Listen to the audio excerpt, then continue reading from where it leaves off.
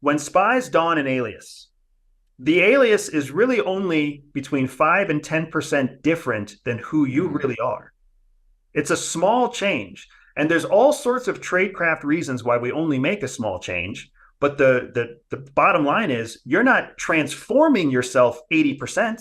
You're not becoming a completely different person. You're not turning 180 degrees and going in the opposite direction of who you really are. You're really only changing about 7, 8, 10% of what your true life persona actually is.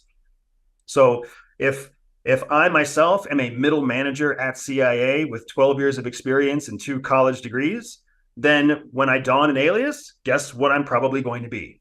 A mid-level manager with 2 degrees who's have 12 years of experience on the job. I just might change the name of the job. I might go from being Andrew Bustamante to being, Antonio Joseph, something like that, right? I'm going to keep at least one of my initials so that, whenever I write my initial, whenever I have to write my signature, even if I make a mistake and I start signing my true name, I can quickly correct that mistake.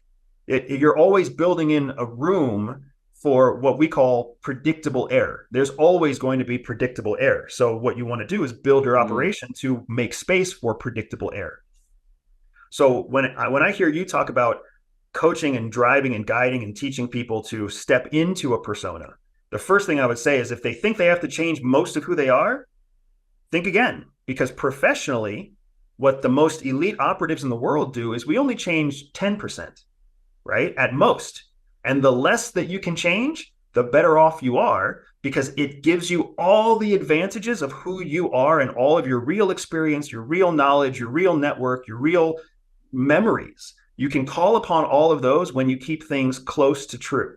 When you change everything, all of a sudden you have to ignore your memories, ignore your experience, because it doesn't make any sense for someone who's been a painter in Italy for the last 25 years. It makes no sense when that person starts telling a story about how they were in New York for New Year's Eve 2 years ago.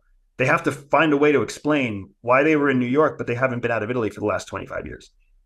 So, stepping to that persona means knowing that, taking the majority of who you are with you and using it to your advantage.